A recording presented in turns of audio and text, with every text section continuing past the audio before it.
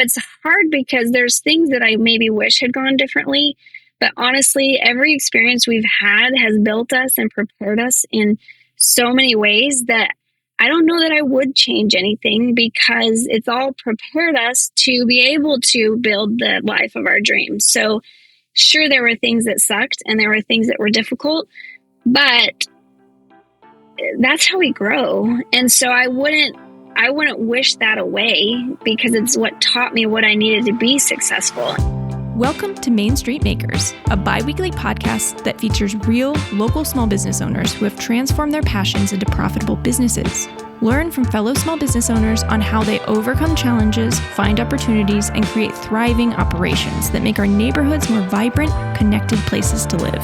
I'm Tiffany, and this podcast is brought to you by NAV, the business credit platform that believes every small business owner deserves the chance to succeed. Now, let's get to this week's show. Hi, and welcome to Main Street Makers. We are joined by Katelynn Chase, who has a lot of experience in the chiropractic industry and has a lot of really cool small business experience. So welcome. Thank you. Yeah, so I wanted to start off with, what was the hardest part of launching a chiropractic business? And you're also in a transition, so you can talk about that too. Right. Okay. I mean, the hardest part, I feel like for me, because a lot of the website building and the build out of the space and all that is very fun, because I love that kind of stuff. But the hardest part, both the first time we opened in 2019, and now we've just sold that location and we're moving from Florida to Alaska and opening now, just totally a different entity in Alaska.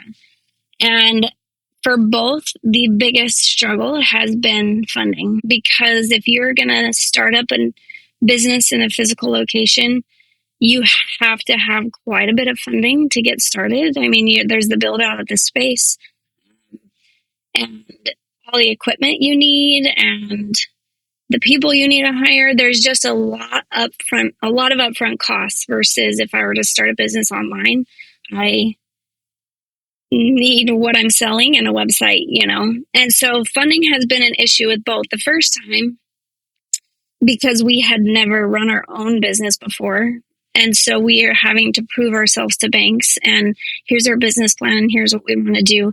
And honestly, we never actually got a business loan. We ended up getting business credit cards and a loan from a family member. That's how we got into our first space. Now, the second space, we are more eligible for a business loan. But again, because we've sold our clinic and we don't have active income, banks are finicky with wanting to give loans, even given our previous experience. And so I feel like the most difficult part is, hands down, both times, the funding, because unless you have $1 million or more saved to just get it running, you have to have a way to finance opening a physical location like that. Yeah. Can you walk us through that process of applying, and then I'm assuming you applied and then were denied? Well, okay. So in 2019, when we were opening in Florida, we talked to several banks, and we just kept getting no's. And then there was one banker who trusted our business plan, and she was very impressed with us. And so she wanted to help us the most. She ended up helping us get a business line of credit. So we got a business credit card through her bank that was helpful, but it was probably only half the amount we needed. And so we kind of felt stuck, because we had already found a space, but the space we had was not built out at all. Like, it needed a full remodel. And so it we felt stuck. And I mean, we are religious people. We don't, rely on God to answer all of life's problems, but we were kind of at a point where it was like, we're working on a prayer here. And then a family member just at the last second was like, oh, that's how much you need? I have that. I'll lend it to you. Because they had it in savings, and it was just, so that was kind of, I don't know what we would have done, honestly, that first time, because initially you have a business plan, you have your like a couple of years of projected income, and you take that to the bank and say, look, here's my marketing plan.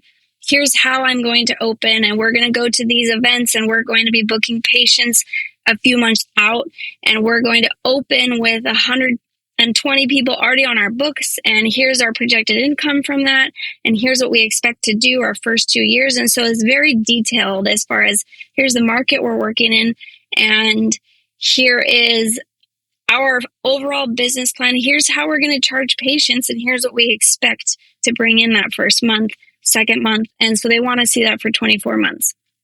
And so we took that to banks, and because we are so green, I guess, in the business world, like we were very new, it's a risk for banks because they don't know if we are going to hit our projections or not. And we were partnered with some very solid chiropractic business mentors and coaches who help people open clinics and have a track record of those that they coach in their opening clinic hit certain numbers their first year. And so we had all of that for the banks.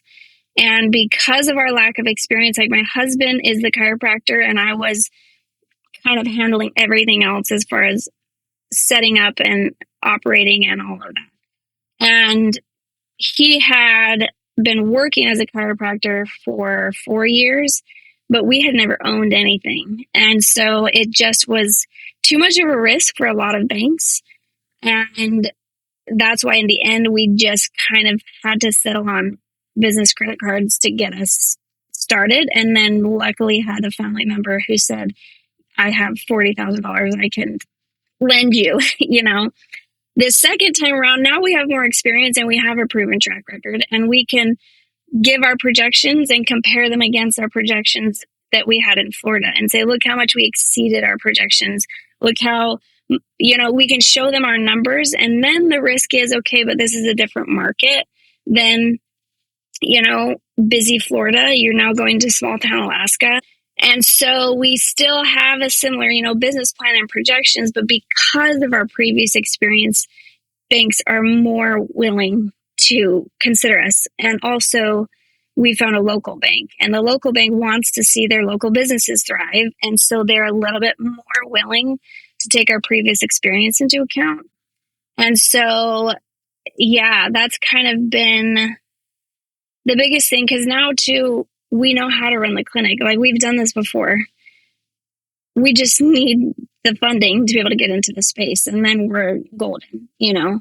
So yeah, that's been the process. And this time around, hopefully we can get a business loan, because then if not, you fall back on having to have something like a cosigner or, but they're not really going to want a cosigner from someone who doesn't have experience in this field. So it's, you know, it's tricky working with banks, because it's not like it used to be where they were just excited to lend. Now they are considering their risks from every possible point of view. And so, and it doesn't matter that we have the money that we just sold our clinic for a good chunk of change, and that's sitting in our bank account. That's not enough for them, because they want to see active income. And because we've sold, honestly, if we did this again, what we've been told is if we could have purchased this space while we still owned our previous clinic, we would have gotten the loan like that. And then we could have sold our clinic the day after, and it wouldn't have mattered. But the bank wants to see active income. So if we had purchased the space in Alaska and then closed on our business, we wouldn't have had any problems. Wow, that is really crazy. And it does make sense, the active income thing, but it's also, yeah, that's wild. So for the first time, was there anything you could have done differently? Because it feels like a chicken and egg situation where you need money to get experience, but then you need experience to get money. Right. Honestly, the first time, it's hard to say, because, I mean, we could have spent those 4 years saving more, but my husband, as a chiropractor fresh out of school, no one was paying him that much. And we already had 3 kids when he graduated. And so it's not like we had a lot of room to just be saving for a rainy day. So honestly, I don't know what we could have done differently the first time around, other than potentially start looking for and building up some like business credit cards sooner. And so that we had more available. But looking back, as we obviously we're reviewing that a lot, as now we're opening a new space, and it's hard if you don't have the experience. I don't know, unless you can find somebody to partner with who trusts you. It's hard when you're fresh because people want to see that you have experience, and if you don't, you got to find someone who's willing to give you a chance. Yeah, that makes sense. And we hear a lot that business owners took loans from people that they know because of this exact situation. So it's very common. Right. And how do you manage, so like currently, or I guess with your previous one and your current plan, but how do you manage the recurring costs of running like rent, equipment, staffing? So that's a good question. And probably the most stressful part of owning a brick and mortar business is that you do have set recurring costs every month that you have to hit. Otherwise, how are you going to pay your employees? And so I think you just have to be very smart with your budgeting. We knew exactly what we have to hit to be able to pay our overhead, and that's like the bare minimum. And so from there we can plan. We know we have to have X number of new patients a month, and we have to have X number of recurring patients a month. With that, you just have to plan your marketing. And anytime we saw our marketing start to dip, kind of, because we did a lot of in-person marketing to start. In-person marketing is very hit or miss, because we would go to like weekend fairs and events and, try and teach people about what we're doing. And that line, hey, you know what we're doing here today, that you get every time you pass the cell phone provider in Costco, it gets exhausting, because I'm here to help people with their health. I'm not a salesperson, but you have to be if you're a business owner. And so we just slowly refined our marketing and what was working as far as online marketing. Facebook is kind of a joke, but Google was great for us. And then as you build, your internal referrals grow. And so that helps. And so we just kind of got to a point where we knew a baseline that we consistently were hitting month to month, and it was over our overhead.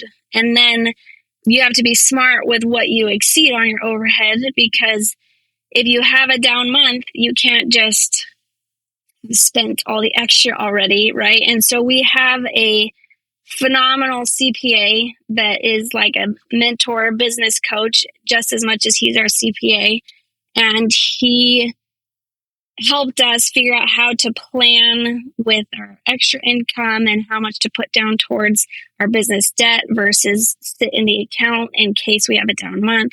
And so you just kind of have to always be thinking and planning ahead, because you never know. Like when COVID hit, we had been open 9 months when COVID hit, because we opened April of 2019, and then 2020, COVID, nobody knew that was coming, right? And we actually surpassed in a large way in 2020 what we made in 2019. But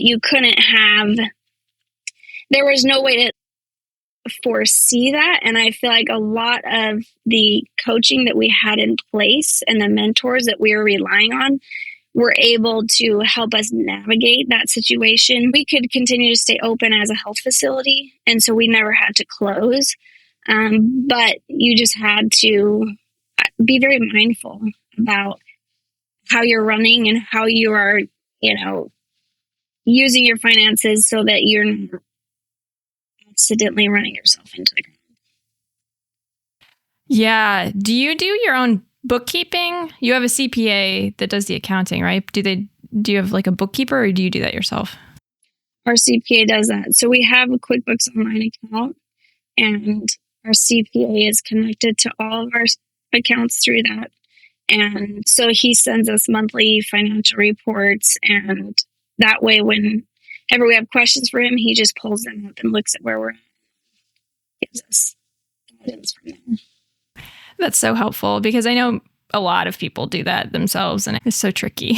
It's so hard. And, it's expensive to have someone really good and valuable, but our CPA and the mentors that we were paying to help us with the business coaching, there's no way we would have ever hit the markers we hit without them. So it's like, sure, I'm investing this monthly expense that, it varies according to who you're working with, but what I'm getting back from that monthly expense is probably 5 times what I'm investing.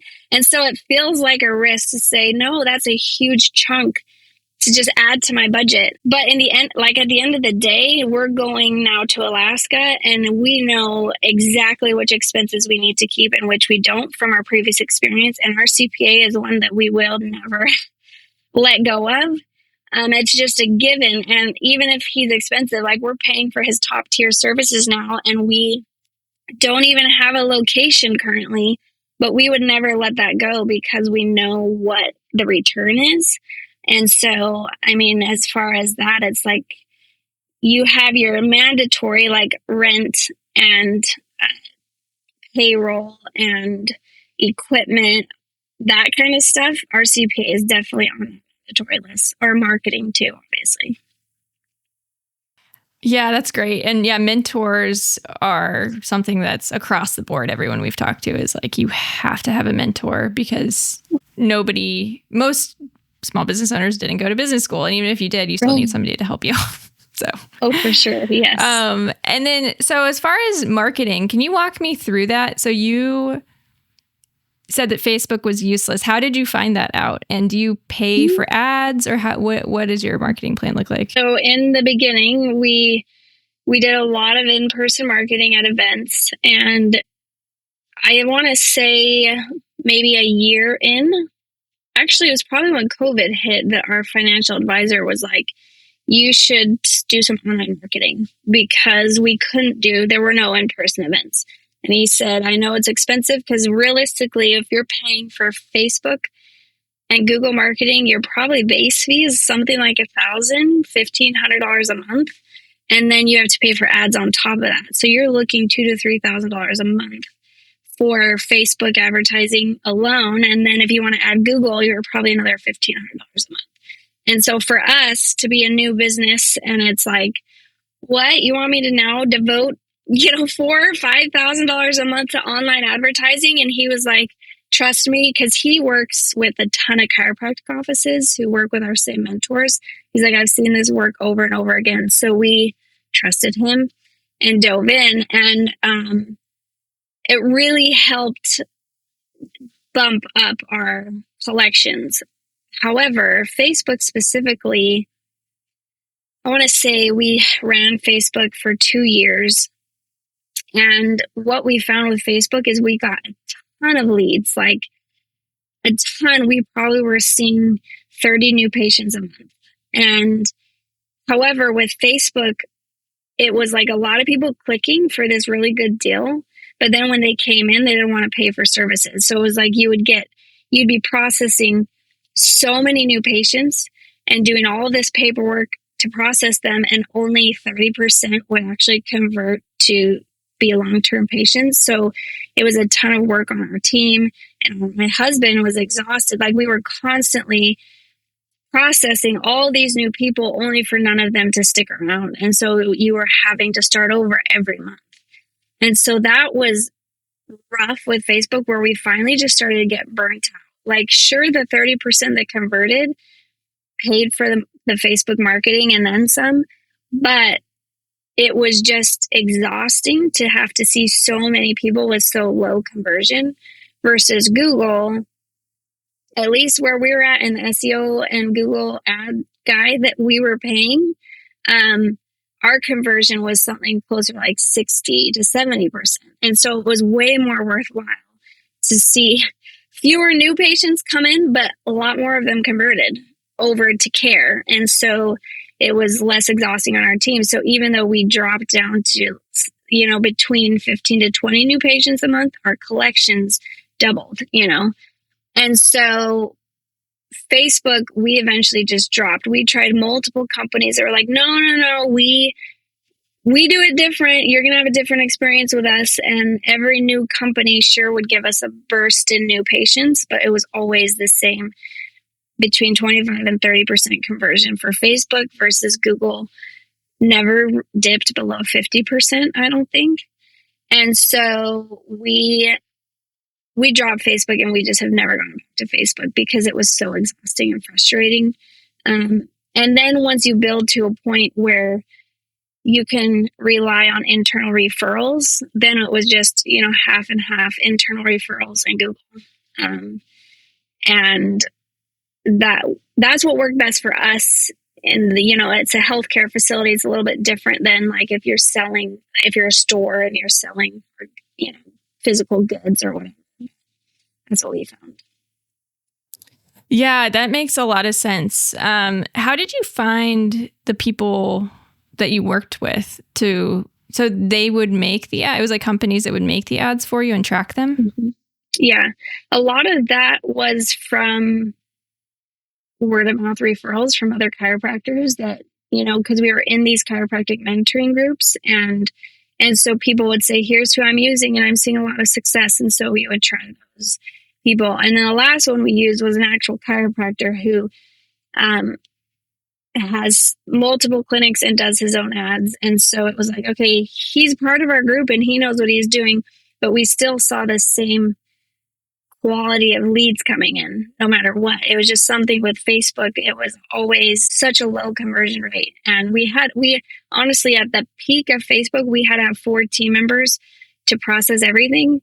Now we only have 2 team members because we're not processing a bunch of new patients that we're seeing long term. 2 team members could do everything with just Google and referrals. Wow, that makes a big difference. And that's also an expense if you have to hire more people to process. Yeah. Speaking of hiring, when did you make your first hire? We made our first hires prior to ever even opening. We found a few people. One was a friend of mine. Well, we were in the same homeschool co-op. She was the director of the homeschool co-op. At that point, it's not like we were super close friends, but we knew each other because our kids had been going to the same group for a while. She came to us originally because she needed chiropractic care. She had a health concern that we were helping her work through. And then she mentioned, I want to go back to work, but I can't work on Fridays because that's my kids' homeschool co-op day. And Fridays we aren't open. We were like a Monday through Thursday. And I was like, oh my gosh, we're going to be starting a business. And so, you could work for us. So she was our first hire. And then from there, I was going to a lot of like business to business type groups where you would meet for lunches and get to know each other's businesses, and Chamber of Commerce events to get to know other business members. And so through those events, I met a couple other people that were looking to get back into the workforce. And so we hired 2 English speaking and 1 Spanish speaking because my husband's fluent in Spanish. And so we knew we would be seeing a Spanish patient base. And that's how we met our initial. From there, the original one I hired, the friend from the homeschool club, is the only one who stayed with us she's still there managing the office. Hiring it's interesting because then as we went, we would use, what's the app that everyone looks for jobs on? Indeed? Yes, thank you. We would use Indeed to post these ads, and we would get a lot of interest. And we always did a very specific, we got to have someone who can follow directions. And so we would put very specific instructions. If you're interested, you need to email this email, and here's what you need to attach. If they couldn't do that, it was like, well, you're out. And then once they followed directions, they would come in for a first interview. And if that went well, we would, because we have a bunch of like scripts we need our team to memorize as far as patient education. And so if they did well on the first interview, we would give them a script to memorize and have them come back for a second interview just to see how they did with it. And it was hard because it feels like they expect a lot for what they haven't earned. And so we had a lot of people coming in expecting like manager status pay when they had no experience. And then they would ghost us. They would like go through the whole process and not even show up for their first day of work. And it was extremely frustrating because we would get a lot of entitled people. We had someone who did incredible in her interviews. And then when we invited her back for a second interview, and our starting pay at the time, this was a few years ago, was higher than most. It was higher than minimum wage. And we had a process where you could raise in your first 6 months by checking off certain boxes, like you need to learn this, this, and this. In the first 6 months, you could be raised another $2 an hour. And then after that, there's opportunities for continual raises. Like, but you have to come in and do the work and learn. And I don't care if you have no experience in chiropractic, like this is our process. Well, this person's resume, she hadn't held a consistent job more than 6 months for the past 2 years. But because one of them was in a chiropractic office, she felt very qualified. And when we told her our starting pay, she was like, well, if you find a position that's more suited to my resume, then talk to me because you're not paying enough. And I was like, we hit, that was like time and time and again. And we finally found quality hire in our current patient base. Like we had a woman whose husband came in and honestly, my husband saved this guy's life, just his overall health, his mental health, everything. And so she saw what we did and bought into our mission entirely and loved it. And so when she knew we were hiring, she was like, hire me. And the most success we've had, honestly, is with people older than 30 and who understand our mission and have already had experience. They know how to work hard. And so she and my friend are the two that are still there today. Other than that, it's like we would hire and the turnaround was just crazy. They would come in and work, but now they want to be off onto the next best thing, And so it's just, hiring is difficult, especially with a brick and mortar location. You only have so many miles that you can be looking within, And so depending on your location, that affects the quality of candidates you have. Yeah, it's funny that you say that because I was so entitled when I got my first office job. I was like, I deserve to be a manager instantly. And I was like, I don't really know anything. Right. Yeah, it's hard. Yeah, no, I that makes a lot of sense. But it's good that you did find good people. And plus, so I'm guessing one of the things that you're looking for is somebody who can interact with patients in a, Right. Yeah. Well, and you want someone who can, yes, has great people skills and can interact well with patients. They have to have a certain level of computer skills because everything we do now is so computerized. The other biggest thing for us is they just have to be on board with our mission because our mission statement is like really helping people thrive. A lot of people think of chiropractic as it's just pain-based. If you're in a car accident, you need to see a chiropractor. Well, true chiropractic as it was founded is like total wellness because your spine, your nervous system controls your entire function of your body. And so it was important to us that our team members understood that mission because that's what we are trying to communicate to every patient who walks in our door is our hope for them and their life and our ability to help them thrive. And if we had a team member who was like, what? No, that doesn't sound accurate. Well, they're not going to be a good fit because they're not going to be converting anyone to care if they don't believe in our mission. So yeah, they have to have people skills and computer skills, but those things, people skills is harder to teach than computer skills. Computer skills can be taught. But you can't fake. You're just going to come across very inauthentic if you don't believe in the mission. So you have to have people skills and you have to believe in who you're working for, and finding people who are willing to be part of that mission versus just look for a paycheck can be tricky. Yes. Yeah, that was one thing. Another interviewer, Vincent, he said that it was hard to get people to sort of fight for your cause, whereas it's easy for you, but it's harder to get other people to fight for your cause. Right. Oh, for sure. And I feel like for us too, that was a big part of, we want to treat our team like our family, because they're going to fight for you if you're fighting for them. So our team came before our patients. We treat our team well. We give our team good benefits. And hopefully then they now can, in turn take that to the patients. Yeah, that's lovely. So I'm really curious, why Alaska? That's very different than Florida. It's funny because when I was pregnant with my youngest, who's about to turn 8, I was pregnant with her when we were working in Tampa. My husband, after chiropractic school, had a chiropractor who had given him a job offer before he ever even finished school. So we just defaulted and came here. And this chiropractor had promised a lot and then promised a lot of mentoring, and none of it happened. So we were kind of in this point where we were stuck. Like, he wasn't making enough money. He wasn't growing, and we were at this other guy's mercy almost, And so I don't know why, but one random day I was like, you know what? Canada. Canada sounds exciting.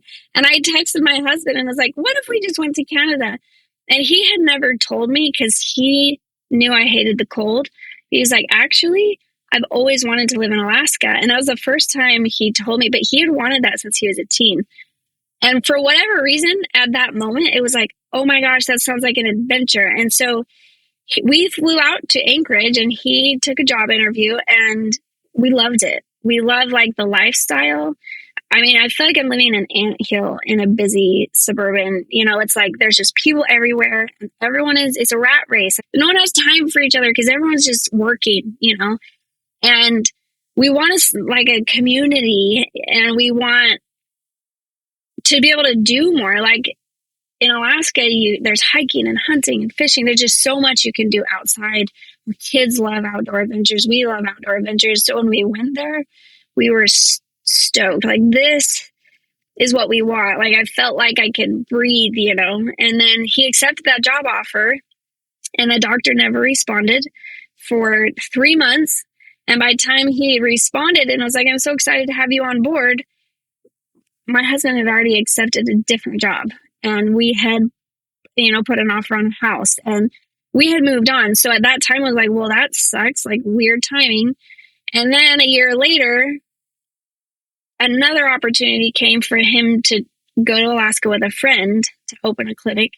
And when the friend called, we had just signed a lease on our clinic space. And so it was like, oh, well, again, I guess we're not going to go because we're stuck. And then a year and a half ago, I don't even know why, because now we're established. Our business is thriving. Our kids are thriving. They're all on swim team and loving it. And they have good friends. And it was like, we started talking about it. And it was like, that would be so funny. And we had just remodeled our house because we were sure this is our forever home and our dream home. I was like, how funny would that be if now is the time we go when we're established? And it was funny because the minute we started talking about it, one thing after another fell into place. We weren't going to go unless our kids wanted to go. We took them and they loved it. And they said, we feel like we're leaving home, not going home. When it came time to leave, they just wanted to stay. And everything, we're going to an island in Southeast Alaska, and everything we love, like swimming, art, and music, because I am a music therapist and I'm in the process of getting a dual master's in music therapy and counseling. And so we want to add mental health into our clinic. Everything that we're about is with music and the arts is huge where we're moving. And so it just felt like this is where we're supposed to be, And so we're just very excited, and it's just a better fit for us because now we've had the experience here of opening and running a business. We know how to do that. It finally was like, this isn't our dream place to live. We know we could do this anywhere. If we can find a buyer for our office, why don't we just go to our dream place and build it there? And we found a buyer and everything fell into place. Wow, I got chills. That is so sweet. I love that your kids were so excited. That's awesome. Oh my gosh. Well, I have confidence that it's going to be a really good move for you guys. Thank you. Yeah, I will. Okay. So if you had to start over, this is my sort of like final words of wisdom. If you had to start over and do everything all over again, what would you do differently? What would I do differently? Honestly, as much as it's funny, because my husband and I are like, what if we had just gone to Alaska at first? What if we had just, all of that? I would say a tricky thing about having a brick and mortar business is that you're kind of locked into where you decide to open it. Like, it's not like you can just up and move. And we've learned now through experience that that's tricky.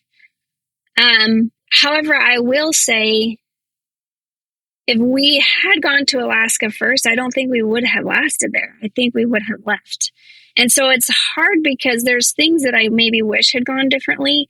But honestly, every experience we've had has built us and prepared us in so many ways that I don't know that I would change anything because it's all prepared us to be able to build the life of our dreams. So sure, there were things that sucked and there were things that were difficult, but that's how we grow. And so I wouldn't wish that away because it's what taught me what I needed to be successful. And so if I went back and redid anything, I think the only thing I would have done differently is connect with the chiropractic mentoring groups sooner and start out of the gate with our own business instead of working for someone else. But again, I almost feel like you think of a slingshot where it's like its power is when it's pulled back. That working for someone else was where it was pulled back, and that's what gave us momentum to like take off.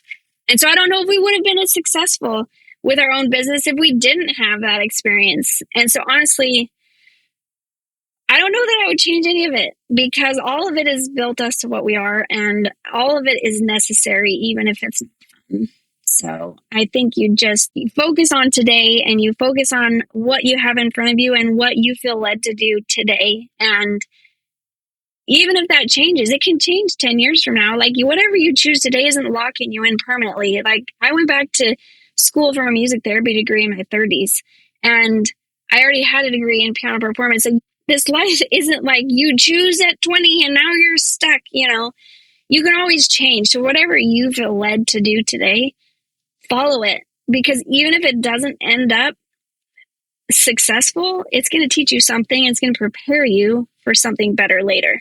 So I think you just have to trust your gut, trust your intuition, and you chase whatever opportunities are in front of you. And those opportunities might change down the road, but it'll ultimately lead you to what's going to be best in the end. That's my favorite words of wisdom so far. That was so good. Yeah, that's fantastic. And now I'm going to go run out and start my own business. So perfect. Well, thank you so much. This has been such a pleasure. We really appreciate all of the advice that you gave. And I think it's going to be really helpful for people, even if they're not in brick and mortar, but especially if they are. So yeah, thank you so much for joining us. Yeah, thanks for having me. I was really happy to be on the podcast. I appreciate you having me. Thank you to our guest for sharing their story. And thank you for listening today. Keep in mind that every small business is unique, and there is no such thing as one-size-fits-all advice. So take only what you find helpful. We look forward to next time.